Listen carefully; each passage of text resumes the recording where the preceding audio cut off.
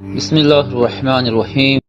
देखिए, जो संभल का मामला है, मेरी नज़र में ये बहुत ही सोची समझी घिनौनी राजनीति के तहत ये सारा मामला है और मुझे बहुत दुख के साथ कहना पड़ रहा है, लेकिन मैं कहूंगा ज़रूर कि अदालत भी इस सारे षड्यंत्र में शामिल है। जब देश में कानून है, जो धार्मिक स्थलों से संबंधित सन 1991 का कानून बना हुआ है, पार्लियामेंट द्वारा पास है, जिसमें कहा गया है कि 1947 से पहले की जो स्थिति इस देश में है, सभी धार्मिक स्थलों की स्थिति वही रहेगी, उसमें कोई किसी तरह की कोई सवाल नहीं उठाएगा, कोई छेड़छाड़ नहीं करेगा।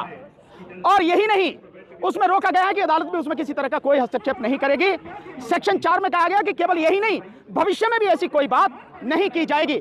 बावजूद उसके 19 तारीख को दोपहर में पिटीशन फाइल होती है सर्वे के लिए।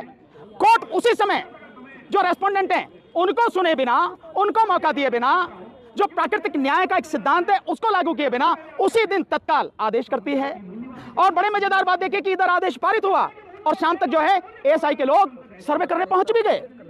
इससे ज्यादा और सुनियोजित षड्यंत्र और क्या होगा, घिनौना षड्यंत्र क्या होगा, क्योंकि उन्हें मालूम है कि अदालत जा रहे हैं, वहां से आदेश मिलेगा और आदेश मिलेगा तुरंत उसे लेकर वहां पहुंच जाएंगे। ऐसा वेल प्लान तरीके से होता है, बिना उसके नहीं होता, और इसलिए मैंने कहा कि अदालत भी इससे शामिल है। दूसरी बात, और जो एक बात मैं कहना चाह रहा हूं कि चलिए, जब 19 तारीख को सर्वे हो गया तो फिर 24 तारीख को सर्वे का क्या मतलब था? और सुबह 6 साढ़े 6 बजे पहुंच गए सर्वे करने, और उसके बाद में जो हुआ, 5 नौजवान बच्चे जो हैं हमारे, उनकी जान चली गई, हत्या की गई उनकी। मैं सीधा कहूंगा, उनकी हत्या। पहले सवाल का जवाब ले लीजिए यार, इसीलिए मैंने आपसे कहा पहले जवाब आने तो उसके बाद में जो आप सवाल पूछा। उनकी हत्या हुई और आरोप अब ये लगाया जा रहा है कि पुलिस ने गोली नहीं चलाई, जबकि आप देख रहे हैं पुलिस कैसे गुंजू करके, वो है ना पुलिस वाला यूं करके पिस्टल चला रहा और एक यूं करके चला रहा, वो ये सारी स्थिति। लेकिन पुलिस कमिश्नर ने इनकार किया है सर कि पुलिस की गोली से। आपने कभी देखा है कि कोई अपराधी ये कहता हो कि मैंने अपराध किया है? सर, खुदाई का जो मसला है कि जो एएसआई खुदाई कर सकता है कि नहीं कर सकता? नहीं कर सकता। जो संविधान में जो कानून है बना हुआ 1991 का, वो किसी को भी इजाजत नहीं देता कि आप उसमें एक कदम भी रखें इस नियत से कि आप उसका सर्वे कर रहे हैं, कुछ कर रहे हैं। वो कानून पूरी तरह से रोकता है। कानून कैसे सर्वे से पता कैसे लगेगा कि क्या पता लगाना है आपको? जब संविधान ने कह दिया, जब इस देश के कानून ने कह दिया कि 1947 से पहले की जो परिस्थिति है वो उस पर कहीं भी कोई भी उस पर कोई सवाल नहीं होगा, कोई छेड़छाड़ नहीं होगी, फिर क्या पता लगाना है आपको? कौन होते हैं आप पता लगाने वाले? एएसआई कौन होता है? तो इसके पीछे कोई बड़ी साजिश नजर? मैंने बताया, बाकायदा साजिश है और बड़ी घिनौनी साजिश है। और अगर ये साजिश नहीं होती तो पिटीशन पड़ा, विपक्षी को मौका दिए बिना आदेश हो गए और आदेश तुरंत लागू हो गया। यहाँ सालों साल आदेश पड़े रहते हैं, धूल चाटते रहते हैं, मिट्टी लग जाती है उन पे, अधिकारी कभी गौर ही नहीं करते, और यहाँ तो पहले से तैयार बैठे हैं, सांझ को पहुंच गए वहां। और क्या चाहिए? षड्यंत्र कैसे होता है, मिली भगत कैसे होती है, ये सब कुछ सामने है। और 24 तारीख को क्यों किया गया, इसका भी एक कारण है। 24 तारीख को इसलिए किया गया कि 23 तारीख को बेईमानी से जो बीजेपी जीत कर आई है चुनाव में, विशेषकर अगर उत्तर प्रदेश में कहूं तो 9 जो उपचुनाव में सीटें थी, उन पर में 7 सीटों पर जिस तरह से जीत के आई है, ऐसी गुंडागर्दी आपने पहले कभी नहीं देखी होगी। मुस्लिम समाज के लोगों को रिवॉल्वर से डराया गया, रोका गया। कुंदरकी में जाटव समाज के लोगों को, यादव समाज के लोगों को, मुस्लिम समाज के लोगों को वोट डालने से रोका गया। ऐसी गुंडागर्दी आपने देखी कभी? इलेक्शन कमीशन क्या था, कहां था वो? कौन से बिल में घुसा हुआ था? कौन सी रिश्वत लेके चुप बैठा था? कौन सी वफादारी निभा रहा था? जब उसकी जिम्मेदारी है देश के संविधान को बचाने की, जब उसकी जिम्मेदारी है कि निष्पक्ष चुनाव हो, स्वतंत्र और पारदर्शी चुनाव हो, क्या कर रहा था वो? इसलिए ये सब कुछ सोचे समझे साजिश के तहत हो रहा। संभल का क्या ऐसा भी आरोप? यार इन्हें तो पूछ रहे, आपने पूछ लिया। सर, कहा जा रहा है पुलिस की तरफ से कि पत्थरबाजी की गई थी, उसको कंट्रोल करना। अब बहुत सिंपल सी बात है कि जो पत्थरबाजी का आप आरोप लगा रहे हैं, मैं मानता हूं कि पत्थरबाजी हुई है, और शुरुआत किसने की है? वो क्यों शुरुआत हुई है? पत्थरबाजी की क्यों शुरुआत हुई है? आप जाओगे और एक धार्मिक स्थल में कानून को जो है धता बताते हुए, पैरों तले कुचलते हुए आप बिल्कुल गैर कानूनी, गैर संवैधानिक काम करोगे, और उसके बाद जो आपसे पूछा जा रहा है आप उसका जवाब नहीं दोगे। लोग इकट्ठे हो जाने तो उन्हें हटाने के लिए आप गोली चलाने, और लोग पत्थर चलाने तो आप कह रहे हैं पत्थरबाजी। गोली क्यों चलाई गई भाई? पत्थरबाजी से पहले आप इसका जवाब दो कि गोली क्यों चलाई गई? पुलिस अगर गोली चलाती है तो गोली उसी स्थिति में चलाती है जब देखे कि काबू में नहीं हो सकते, उससे पहले लाठी चार्ज होता है, उससे पहले चेतावनी दी जाती है, और गोली भी चलाई जाती है तो घुटनों से नीचे मारी जाती है ताकि जो है डर के भाग जाए या वो चलने के काबिल ना। ये एक तरीका होता है। आप सीधे यार पहले जवाब तो सुन लो, सीधा आप गोली चला रहे हो और आप कह रहे हो कि मतलब पत्थरबाजी हुई है। क्या वो जो लोग हैं दिमाग खराब है उनका? उन्हें समझ नहीं है कि वो क्या कर रहे हैं, क्या नहीं कर रहे हैं। इन सारी चीजों को समझो और समझ, इसीलिए मैं कह रहा हूं उसकी बाकायदा अगर निष्पक्ष जांच हो जाए तो दूध का दूध पानी का पानी हो जाएगा, पता लग जाएगी कौन गुनहगार है, किसने गोली चलाई या किसने जो पत्थरबाजी की। नहीं, मुझे किसी पे विश्वास नहीं, मैं जानता हूं नहीं होगी जांच, बिल्कुल नहीं होगी जांच, मैं जानता हूं वही सब कुछ करने वाले हैं। ये तो तुम जाके पता लगाओ, तुम्हारा काम है, मेरा काम नहीं। पत्रकार जाए, 5 लोगों की मौत हुई है, कोई मुआवजा का ऐलान नहीं हुआ है फिलहाल। यार किसका जवाब दूं? आप 4 पूछ रहे हो, इसलिए मैंने कहा एक व्यक्ति सवाल पूछे उसका जवाब देता। पूछो आप कुछ। रामगोपाल में बराइच की जब हत्या हुई थी, बराइच में जो रामगोपाल की हत्या हुई थी, तो योगी सरकार ने मुआवजा दिया था। अभी 5 लोगों की मौत हुई है, फिलहाल अभी मुआवजे का कोई ऐलान नहीं। तो जो वो रामगोपाल मरा था वो उनकी नजर में हिंदू था, उनका आदमी था। और वो जब भगवा झंडा फहरा रहा था मस्जिद पे या घर पे जाके, तो वो उन्हीं का आदमी था ना। तो अपने आदमी को मरवा के दंगा करवा दिया, तो उसको जो उन्हें वो देना ही देना था मुआवजा। ये मुसलमान मरे, और मुसलमान की कीमत क्या है? मुसलमान की, दलित की, ओबीसी की, इन आज की जाति में जो सत्ता में बैठे इनकी नजर में कीमत क्या? कुछ नहीं।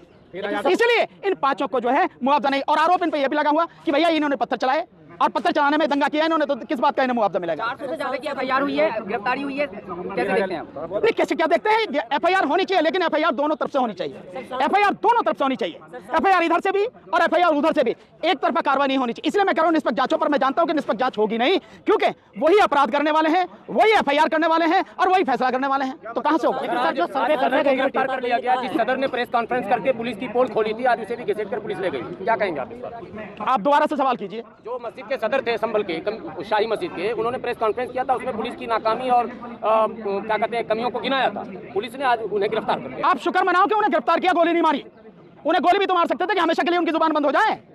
ये होगा जब शासन करने वाले लोग संविधान को नहीं मानते, कानून को नहीं मानते और अपनी तानाशाही और गुंडागर्दी दिखा रहे, तो तब ये सारी चीजें होंगी। इसलिए तो मैं कह रहा हूं कि कोई निष्पक्ष जांच नहीं होगी, कुछ नहीं होगा। और वैसे भी इस देश में मुसलमान की और दलित की कोई कीमत है नहीं। सर, 2 सवाल है। पहले की सांसद इमरान प्रताप गढ़ी ने कहा है कि योगी जी ने संवेदना तक व्यक्त नहीं किया है। दूसरी बात की आज सीएम योगी जी ने कहा है कि संविधान के अंदर समाजवाद और सेक्युलरिज्म नहीं। इस पर क्या कहेंगे? नहीं, किसने कहा है? योगी ने। तो योगी को संविधान पढ़ना चाहिए, पढ़े नहीं है तो मैं क्या करूं? भाई, देश में जब अनपढ़ लोग राज कर रहे हैं तो उसी की वजह से ये सारा सब कुछ है। संविधान में बाकायदा समाजवाद शब्द लिखा हुआ है, सेकुलरिज्म लिखा हुआ है, धर्मनिरपेक्षता लिखी हुई है, और ये प्रस्तावना में लिखा हुआ है। एक बात तो ये रही। दूसरी बात आप ये कह रहे हो संवेदना व्यक्त नहीं करी, तो इमरान प्रताप गढ़ी जी को पता होना चाहिए कि जो शासन कर रहे हैं वो आरएसएस के और मनुवादी मानसिकता के लोग हैं। और ये जो दंगा कराया गया है ये सोची समझी रणनीति और राजनीति के तहत कराया गया है। तो जो कराने वाले हैं वो जिनको मारना चाह रहे हैं वो मार दिए, उनके ऊपर संवेदना क्यों व्यक्त करेंगे? इमरान प्रताप गढ़ी जी को ये बात कहनी नहीं चाहिए कि संवेदना व्यक्त करें। सो संवेदना व्यक्त नहीं करेंगे। जो आपको खत्म कर देना चाहते हैं आप उनसे उम्मीद करते हैं कुछ संवेदना व्यक्त करेंगे। लेकिन सर, जो सर्वे यार एक मिनट, जो सर्वे करने रहेगी टीम, उनके साथ जो लोग थे भड़काऊ नारे लगा रहे थे, वो कौन लोग थे? मुझे क्या पता भाई, मैंने देखे नहीं। आप पता लगाओ, आप पत्रकार लोग हैं, कौन थे भाई? अगर वो लगा रहे हैं तो स्वाभाविक है वो टीम का हिस्सा है उनकी। वो उसी टीम का हिस्सा है जिस टीम ने इस सर्वे के लिए एप्लीकेशन लगाई, जिस टीम ने ये आदेश करवाया और जिस टीम ने ये सारी टीम लेके वहां गए। और वो जय श्री राम के जो नारे लगा रहे हैं, एएसआई वालों को तत्काल मुअत्तल कर देना चाहिए। किसी भी सरकारी अधिकारी कर्मचारी को किसी धर्म विशेष की बात करना और जब वो ड्यूटी पर हो तब बिल्कुल भी ठीक नहीं, गलत है। धर्म आपका व्यक्तिगत है, फिर घर में जो चाहो नारे लगाओ। आप सार्वजनिक रूप से उस समय नहीं जिस समय जो आप ड्यूटी पर हो नहीं कर सकते। उनको तत्काल मुअत्तल किया जाना चाहिए, उनकी नौकरी खत्म की जानी चाहिए। कुछ नहीं। निकल रहे हैं, उसके बारे में क्या कहेंगे? बहुत सारे मंदिरों में बुद्ध की मूर्ति है, उसके बारे में ये जैसे ही बीजेपी की सरकार केंद्र से और राज्यों से जाएगी, ये सब मंदिरों में जो मस्जिदों में मंदिर निकल रहे हैं ये सब बंद हो जाएंगे। ये तभी तक है जब तक सरकार है। हजारों मंदिरों में बुद्ध की मूर्ति निकल रही है। एएसआई डिपार्टमेंट क्या करता है? मुझे नहीं पता, ये एएसआई डिपार्टमेंट से पूछो वो क्या करता है। लेकिन मैं बहुत सिंपल से जानता हूं, ये धरती बुद्ध की धरती है और पूरे देश में बुद्ध के अवशेष बिखरे पड़े हैं। जहां भी खुदाई करोगे, और की तो जगह छोड़ दो, अयोध्या में जो है वो बुद्ध के परिवार को उठा करके लेके गए वहां से, घर से उन पर दबाव बनाया जा रहा है कि उनसे खाली कागज पे, कोरे कागज पे सिग्नेचर अंगूठे लिए गए और उनकी तरफ से मुकदमा दर्ज कर दिया गया कि हम लोग गुजर रहे थे, 2 पक्षों में फायरिंग, उस पर हमारी गोली चल गई। ऐसा जुल्म ज्यादती होगा तो क्या कानून रहेगा? तो फिर मुसलमान आपस में कहां से सामने आ जाएंगे? हमने सम्मान करा, दूसरे सर्वे भी करा दिया गया और उसके बावजूद आप गोली चला रहे हो हमारे लोगों पर। जुमे के दिन जिस दिन नमाज से रोका गया, मैं मौजूद था तो कोई घटना नहीं हुई, और जिस दिन मैं मौजूद नहीं हूं तो बलवा मैंने करा दिया। इन लोगों को तो नोबेल प्राइज मिलना चाहिए। बेपनाह दुखद घटना। माननीय राष्ट्रपति अखिलेश यादव जी ने भी इस मसले को बहुत गंभीरता के साथ उठाया है और हमारा संभल जल रहा है। संभल के अंदर जो पुलिस प्रशासन का पूरी तरह से इस घटना को अंजाम देने में इसमें हाथ है और पूरी अपनी लापरवाही और नाकामी को छुपाने के लिए लगातार अपने बयान को बदल रहे हैं। आपने देखा होगा पहले बयान उन्होंने दिया कि पुलिस और प्रशासन, पुलिस की तरफ से कोई गोली नहीं चली, और उसके बाद में जब वीडियो वायरल हुई तो बैकफुट पे नजर आ रहे हैं। फिर उसके बाद उसको दूसरा रुख दे रहे हैं, कह रहे हैं कि 2 गुटों के बीच में ये संघर्ष हुआ। अफसोस की बात है कहां चली गई इनकी बुद्धि कि किस प्रकार से कि 2 गुटों का ये कहां से मसला आ गया। ये पुलिस ने गोली चलाई और उसके बाद में आपने कल देखा होगा पुलिस के अधिकारी जो सर्किल ऑफिसर है वो टेबल पर बैठ करके बिल्कुल मीडिया से मुखातिब होते हुए कह रहे हैं कि अगर जाहिल लोग हमारे पर गोली चलाएंगे तो क्या हम मरेंगे? तो ये अपने बयान को खुद बदलना है। ये आम जनता को जिनकी रक्षा, जिनके ये जनता के नौकर हैं, जिनकी जनता की रक्षा के लिए इनको जिम्मा दिया गया है, उनकी हत्या अगर ये लोग करेंगे तो कानून व्यवस्था कैसे चलेगी? इस प्रदेश और देश के अंदर कानून व्यवस्था का बुरा हाल है, संविधान की धज्जियां उड़ाई जा रही है। और हमने आज भी सदन के अंदर हमारे नेता, हमारे माननीय डिम्पल यादव जी, माननीय धर्मेंद्र यादव जी और सारे सांसदों ने इस चीज को मुद्दे को उठाया कि इस पर चर्चा कराइए, और चर्चा नहीं होगी तो कैसे उन लोगों को सजा मिलेगी जो आज कातिल हैं? आप ताज्जुब की बात है, आप बात पहरा देंगे। वहां डिस्ट्रिक्ट डीएम कह रहे हैं कि हमने एक जांच बैठा दी है, और जांच भी जो लोगों पर आरोप है अगर वही लोग जांच करेंगे तो कैसे हक और इंसाफ मिलेगा? इसकी जांच सिटिंग हाई कोर्ट के जज से होनी चाहिए, हमारी मांग है। और जो इसमें अधिकारी दोषी हैं, चाहे के विश्नोई जो पुलिस अधीक्षक संबल है या सीओ अनु चौधरी है, उनके खिलाफ हत्या का मुकदमा दर्ज होना चाहिए। सीधे गोली स्टेट फायरिंग कर रहे हैं और वो जेल की सलाखों के पीछे होनी चाहिए, हमारी मांग है। तभी इन लोगों को इंसाफ मिलेगा जिन लोग पीड़ित परिवार हैं। जैसे अभी बताया कि पीड़ित परिवार के लोगों को, परिवार को उठा करके लेके गए वहां से, घर से उन पर दबाव बनाया जा रहा है कि उनसे खाली कागज पे, कोरे कागज पे सिग्नेचर, अंगूठे लिए गए और उनकी तरफ से मुकदमा दर्ज कर दिया गया कि हम लोग गुजर रहे थे, दो पक्षों में फायरिंग की, उस पर हमारी गोली चल गई। ऐसा जुल्म ज्यादती होगा तो क्या कानून रहेगा? आप लोग चौथा स्तंभ है, मेरी मांग है आप लोग सच्चाई दिखाइए।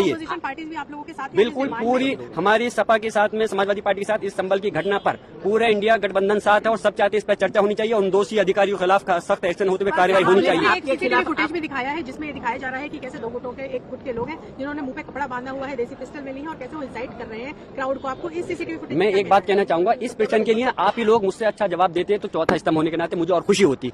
कपड़ा बांध करके मैं पूछ रहा हूं, अगर इसमें इसकी जगह पर कल को आपके भी बच्चा हो सकता था, इन पुलिस अधिकारियों का भी बच्चा हो सकता था, अगर क्या उसके साथ भी ऐसे ये गोली उठा करके मारते? आप हैरान होंगे, एक व्यक्ति को जिन्होंने लाठी मारते मारते गिर गया, उसको पिस्टल से निकाल के गोली मार दी गई। ये कोई दूसरी देश के नागरिक इस देश के दुश्मन थोड़ी है, इसे हिंदुस्तान के सिटीजन है, नागरिक हैं, उनके साथ में ऐसा जुल्म ज्यादती, अत्याचार। और मैं एक बात और बताता चलूं, ये कोई हिंदू मुस्लिम का झगड़ा नहीं है, कोई संभल के अंदर कोई हिंदू सामने नहीं है। अरे हिंदू तो दूर की बात है, तो फिर मुसलमान आपस में कहां से सामने आ जाएंगे? ये तो तंत्र को सामने ला करके चंद शरारती तत्व थे, जो 8 लोग थे जिन्होंने दायर की है। बाकी पुलिस और प्रशासन इस घटना का जिम्मेदार है। एक अगर सर्वे कंप्लीट हो गया था, दूसरे सर्वे कराने का डीएम को कहां से आदेश दे सकता है? कोर्ट आदेश देते, हमने सम्मान करा, दूसरे सर्वे भी करा दिया गया और उसके बावजूद आप गोली चला रहे हो हमारे लोगों पर। आपके खिलाफ एफआईआर है, आप पर आरोप लगाया जा रहा है। जिसकी क्या कहें, जिसकी लाठी उसकी बहस, जो चाहे कर लें, आज सरकार उनके हाथ में है। जिससे आप अंदाजा लगा सकते हैं कि किस प्रकार, जब जो व्यक्ति, यानी कि मैं अगर उस समय घटना पे मौजूद नहीं था, बेंगलोर हूं, आउट ऑफ स्टेशन हूं, तो उसके बावजूद जिस दिन ये सर्वे हुआ उस दिन घटना नहीं हुई, मैं मौजूद था। जुमे के दिन जिस दिन नमाज से रोका गया मैं मौजूद था, तो कोई घटना नहीं हुई। और जिस दिन मैं मौजूद नहीं हूं तो बलवा मैंने करा दिया। इन लोगों को तो नोबेल प्राइज मिलना चाहिए जिस प्रकार से ये काम कर रहे हैं। और शर्म, पूरा देश शर्मसार है, और देश नहीं पूरे दुनिया के सामने देश की जो छवि खराब हो रही है। मैं मांग करता हूं कि प्रधानमंत्री महोदय को आगे आना चाहिए और इसमें जाकर के हालात को देखें। मणिपुर नहीं बनाए संबल को, मणिपुर के अंदर तो उन्होंने जाने की जहमत नहीं करी, लेकिन संबल का जो सूरत हाल हो रही है, बहुत अफसोस की बात है। जो हट धर्मी तानाशाही चल रही है, इस पर लगाम लगनी चाहिए। जो अननेम्ड एफआईआर हुई है, उनकी आड़ में लोगों को परेशान किया जा रहा है, टॉर्चर किया जा रहा है, उसको तुरंत रुकना चाहिए। ऐसी हमारी सारी माननीय सांसदों की मांग है, समाजवादी पार्टी के इंडिया गठबंधन की मांग है। बहुत viewers, Sunni Islamic fact channel को लाइक, शेयर और सब्सक्राइब कीजिए और बेल बटन को ज़रूर दबाएं ताकि आपको हमारे सभी वीडियोस मिलते रहे।